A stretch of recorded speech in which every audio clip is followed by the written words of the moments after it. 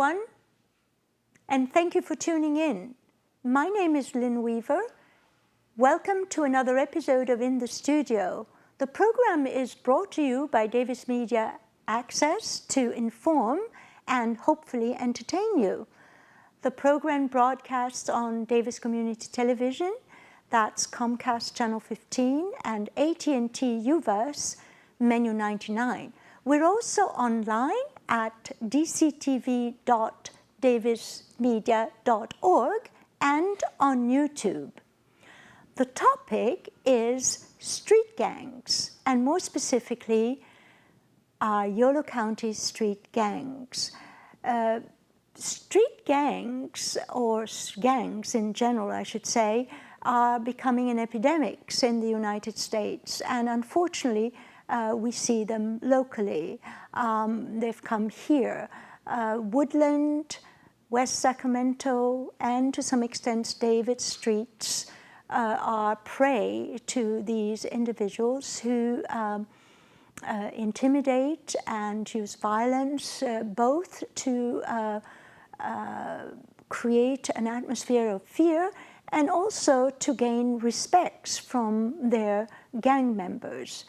So today I have invited three gentlemen three experts, I should say, whose daily challenge is to deal with these gangs and try to protect us from this spreading phenomenon.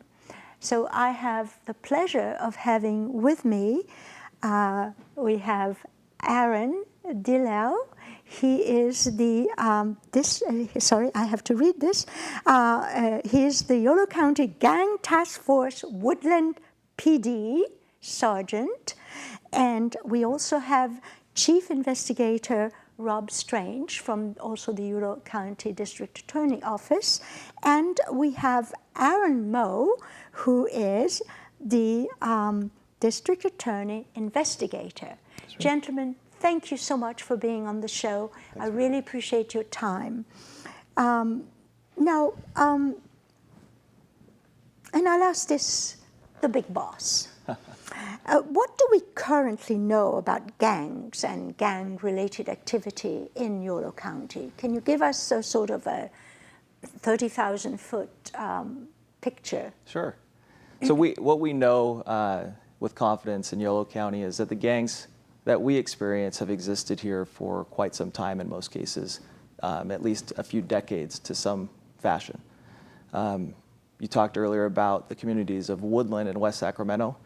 Pretty safe to say that those communities experience more per capita gang incidents of gang activity than most of our communities do, but the reality of gangs is that they continue to have a life and proliferate, whether that be in our communities generationally, passed on through generations of families in some cases, but definitely through the spread through different means. So our gang members are savvy with technology and social media, so there's different ways that our gangs tend to grow now, and that's where these fellows are there on the front lines, looking into that, investigating it, and following these trends on a day-to-day basis. Do you, can you say that this is spreading?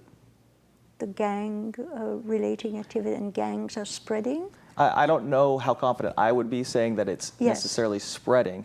However, it's safe to say that it is. It's definitely has a lifeblood. It's here in a lot of ways. Unfortunately, I think it's safe to say it's here to stay in some respects. Yes. And that's where our challenges and some of the partnerships that we'll probably talk about later in the show, where the community can get involved and where the community is getting involved through partnerships that on the government side between police departments, school districts, and other entities, community-based, faith-based organizations that have a stake in going forward into the communities and trying to prevent ultimate gang membership or to get involved in families to try to help with these at-risk youth that have a tendency to get pulled into gang behavior. And you've beautifully introduced the topic, and we're going to delve in that a bit later on the program.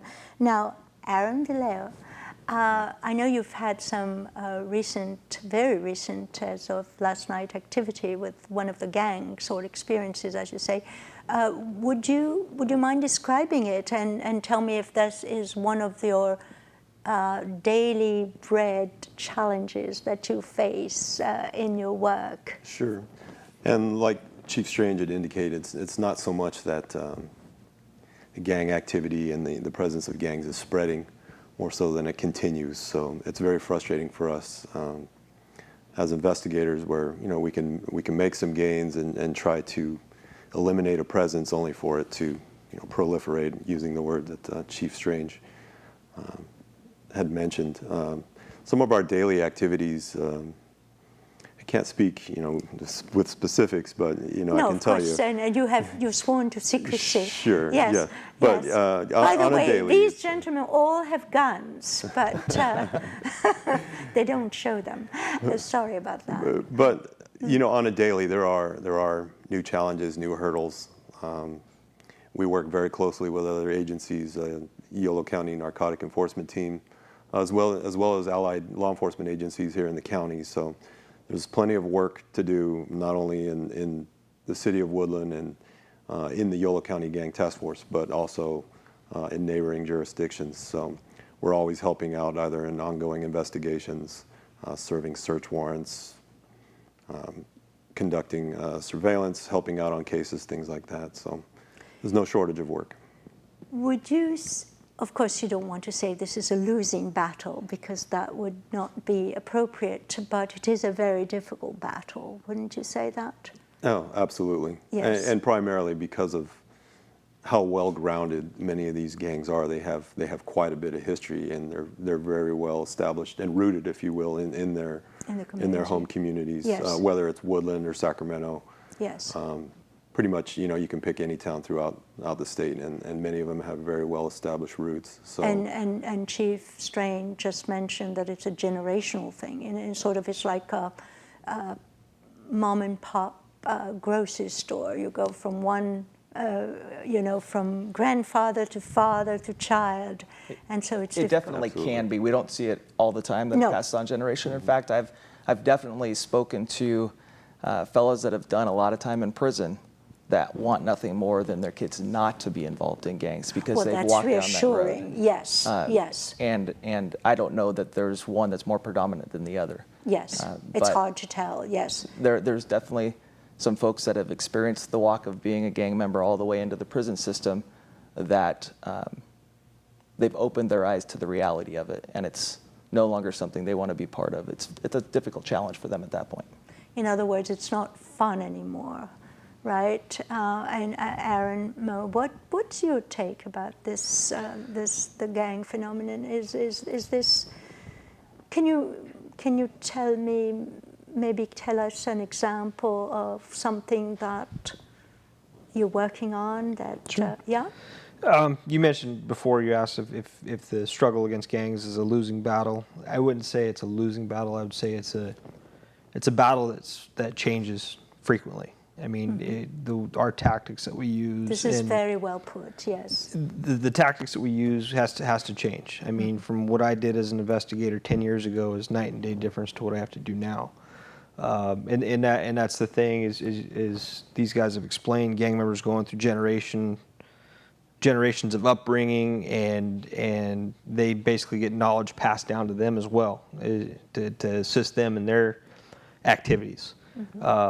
So I mean, something I did 10 years ago, investigating crimes from simple assaults to sometimes breaking into vehicles and stuff. Now we got guys that are stealing people's identities and creating fraudulent accounts in their names. The drug dealing and everything like that has evolutionized as well. I mean, it's basically for gang members, it's all about the hustle. Is a common term that's used on the streets, and that's just somebody who's trying to make their way through the subculture to represent themselves and their gang.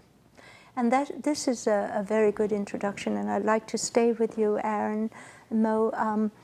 What makes an individual want to belong to a gang. We all have this intrinsically in us, whether it's a club or a family even, or a society, but they must know that belonging to a gang, there's more to that. I think you tapped on it right there as far as when we were saying, when you talk to a lot of gang members, we'll ask them that specific question. Hey, why'd you join a gang? And there's a variety of responses that come from them. From talking to gang members, they say just that, just to belong, just to have people who are my friends, people who I can call upon at a moment's notice. It's kind of like you go into the military mindset. Those are their comrades in arms is a way to put it. Other reasons, I mean, people in this day and age, they're excited by the gang member lifestyle. I mean, you can see that. You're cool. It kind of comes off of that Yeah. persona, yes. I mean, there's something about them, if they have a large amount of status within their gang, to when they walk into the room, everybody knows who they are. And for some people, that's exciting. So this desire to belong, to be respected, to be strong is something very, as I said, intrinsic in human nature. The problem is, wouldn't it be nice to have good gangs instead of bad gangs, And those exist too, I hope, anyway. Let's talk a little more about describe the gangs that we see in Yolo County, and then we'll go to more what Chief Strange was saying about how can we counteract, how can we remedy the gang phenomena. So what are the most notorious gangs? I'm going to go to Aaron DeLeo. But jump in if you have. I think the most prevalent, as far as gang activity that we'll see here in Yolo County, can be attributed to your Norteño and Sureño. Norteño and Sureño, which Correct. in Spanish means northern and southern. Correct. Okay.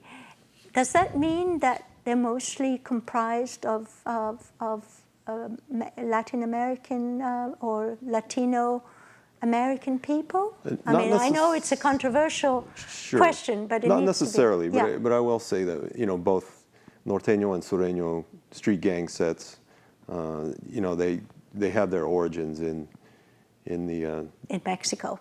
Not necessarily Mexico, but with the Chicano culture, a lot of them are, they have their roots in the Mexican American communities throughout the state. But it's not so much the way now that way now. It's not uncommon for us to find Norteños of every ethnicity and race, especially up farther up north. Many of these bedroom communities here in the farm communities are very well diversified as far as their demographics. So. When you say far north, which communities? The foothills, do you know? Up here in the valley, Sacramento Valley, Yuba City, Yeah. a lot of the smaller towns, Oroville, Chico. Right. You'll find a Norteño presence in many of these communities here in the Sacramento Valley. And what other gangs can you think of? Other gangs I could think of are gangs that have ties to white supremacist groups. Yes. Like the Aryans or something, yes. Correct. I mean, anything from the Aryans, skinheads, anything with the white power movement or has that type of persona. And they're all over the world. Correct. Of course, yes. Correct. Yeah. So. If I add to that, we talked about Yolo County gangs. Yes. If I understood the question correctly, the ones that we really experience on a regular basis tend to be what I would say the Hispanic-based gangs. Yes. So those are the Norteños and Sureños. Having worked in another police department outside of Yolo County in a gang investigator role, I can speak a little bit to the region, having worked in a town just south of Sacramento. We dealt a lot with different Asian culture-based gangs. Oh, that's and interesting. what we yes. tended to find was that they were a lot more transitory. So they didn't just do crime in their neighborhood. They were back and forth on the freeways doing stuff all over the place. Oh. And we even had cases where they would come over and do burglaries in Davis. So it's not unusual to see the movement of our gang members to different communities. The reality is once they're really ingrained in that gang culture, they're opportunists. Yes. They're looking for an opportunity to get their hustle, Yes. to come up with money. Yes. At the end of the day, there's always this even informal hierarchy within gangs. Yes. And so there is a pull to act out to impress somebody above you. Yes. So that drives a lot of not only the sense of belonging that we talked about earlier, but how do you increase your value within your given gang? Yes. Through criminal activity, Right. strength, killings, or whatever. Exactly. So there's two things that come to mind. One is how difficult it is to leave a gang. I understand it's almost impossible. I would say it's not impossible, but it's extremely difficult. I mean, there's people make life choices when they get into a gang, and it's the exact same when they try to get out of a gang. They are basically turning their back on the group that they once belonged to, and that in turns puts them in a bad position. I don't want to say paints a target on their back, but I mean that's kind of the recourse that comes down from turning your back on your gang. Would you say you risk your life if you try to leave a gang? Oh, absolutely. I mean, it's very difficult if somebody lives in a small town community, such as you find in Yolo County, to remain in that town. Yeah. Because there's a lot of people, especially if you're a person who has street level access, meaning if you walk down the street, various people are going to know who you are. So if you're a gang member and you drop out from that gang, you walk down the same street, people are going to know who you are. So they're going to know that you're in bad standing or you turned your back on your group. So, I mean, it makes them, I don't want to say a target of opportunity, but like you said, that's how people earn their status within their gang is for targets of opportunity. So, I mean, a lot of gang members that I've talked to that have left successfully had to actually leave their community. Leave the community. Exactly. Does the police or the task force or gives them some protection? I would say it's very difficult to do that because Yes. as the individual stating that you want to leave the gang, Yes. oftentimes we've found that sounds good. They want to tell us that. And I think a lot of times deep down inside, they really want to do that. But I think we got to go back to how they became gang members and the indoctrination. Remember, this is a subculture. So Yes. they turn concepts that you and I know as respect.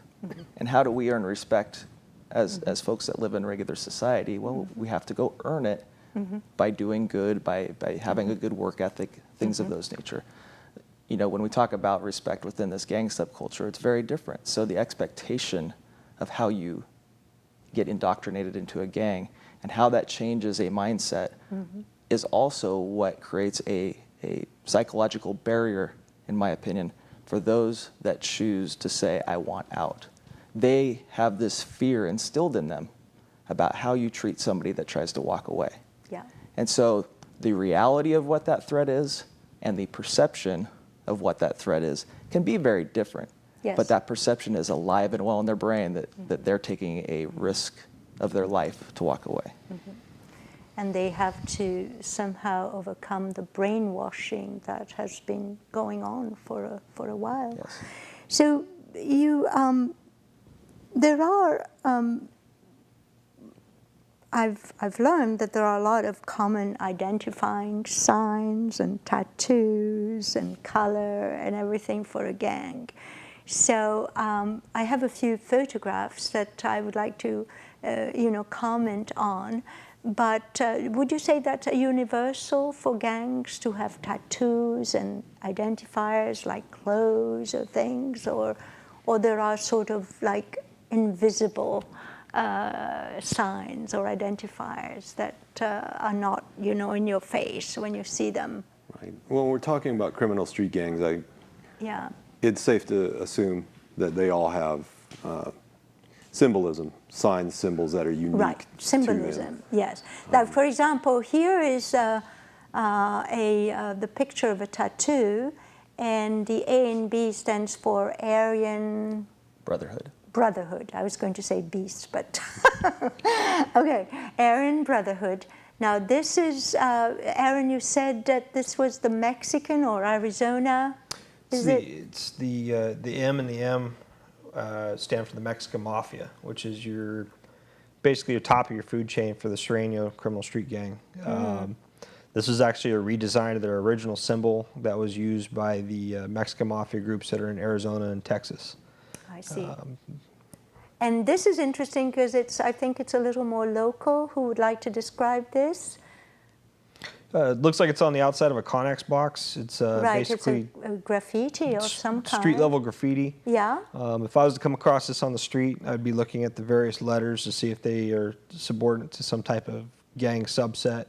The number 14 up at the upper Yeah. left corner, that's significant to us because the 14th letter of the alphabet is N, For which Nordis, is Nordest, Norteños. Norteños. There you Thank go. you. You're very welcome. Yeah. And that's a common number used by them, variations thereof, which would be the Roman numerals XIV, X4, or the number 14 itself. So, and this is interesting. I don't know if you can see it properly, but can you, any of you, describe this and what's happening here? Obviously, someone is getting a tattoo and doesn't look very happy, but Yeah, looks like a young man is getting what looks like a teardrop Yeah. below his left eye.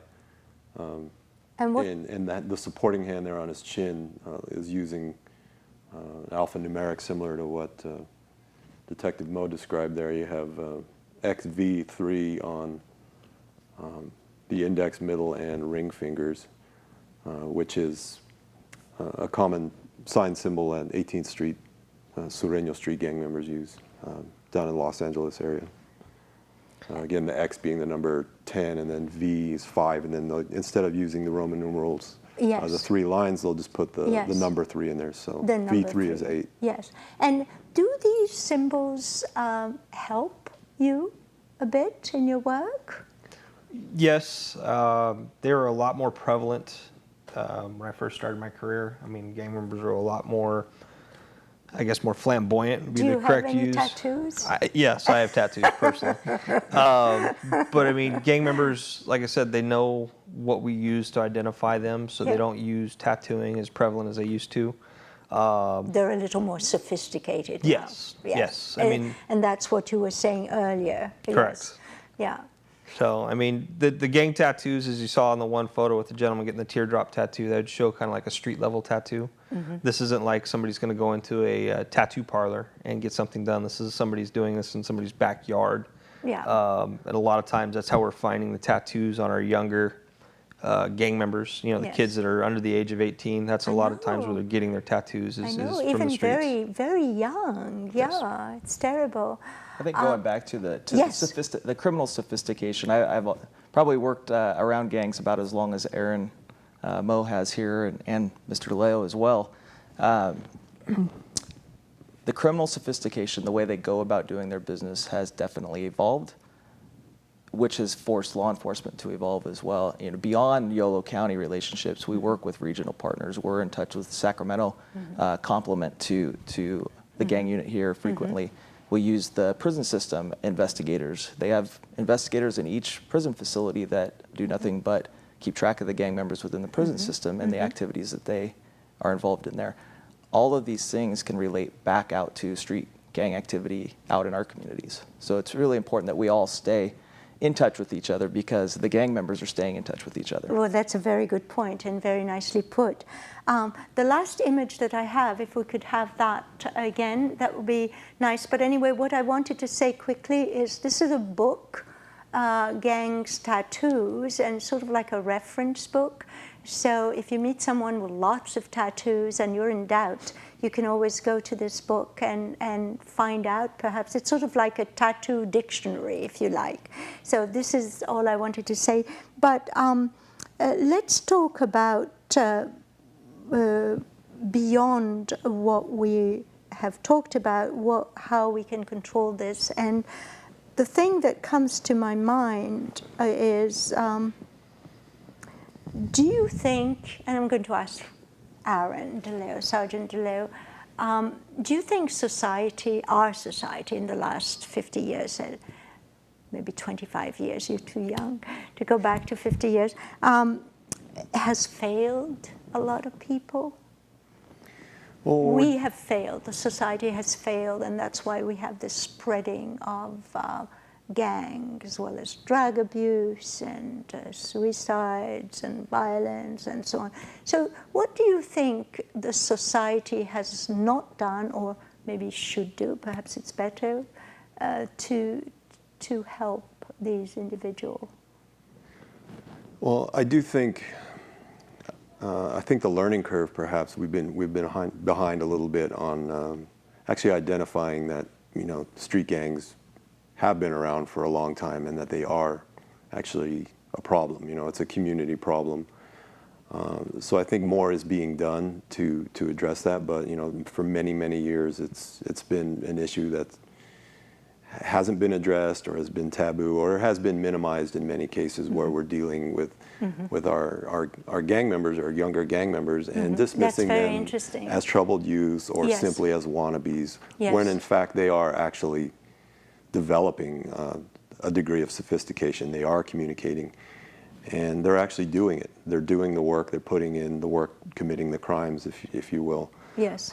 So I think for many years, you know, we spent a little bit behind, but we are playing catch up now, and we are recognizing it not only just as a police problem, but as a societal problem, as a community problem. Well, So if society has failed, you know, to reference your question, I think we are taking a stance now at trying to move forward to address not only the current problems, but trying to enact some measure of prevention and intervention as well. Right.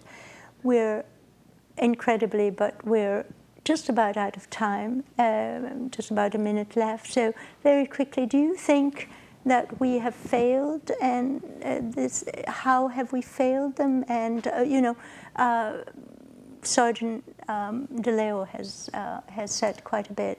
I believe that our communities, as a general statement, have way more recognition that this is a community issue. It's not isolated to a neighborhood. Yeah. So or the police problem. And it affects beyond what some may say is just a socioeconomically depressed neighborhood. Yes. It affects our whole community. Yes. When a murder happens in far southwest Davis, for example, it affects all of Davis. It affects folks' sense of security. Would you say that you are enlisting the community to help this? Absolutely. Yes. And I think starting with community leaders, leaders with faith-based and community-based organizations stepping forward in that recognition, but also stepping forward and taking that risk for your communities and saying, it's either an issue in our community or it's an issue we want to prevent from taking hold in our community. I'm afraid we have to go. It's been going so fast. Sergeant Aaron DeLeo and Chief Rob Strange and Investigator Aaron Moe, thank you so much, gentlemen, for coming here. I think this has been extremely informative. So thank you for your time. Absolutely. And welcome. Thank you all for watching from all of us here at Davis Media. Goodbye. See you next time. And you can follow this program stream this program rather, if you go to dctv.davismedia.org. See you next time.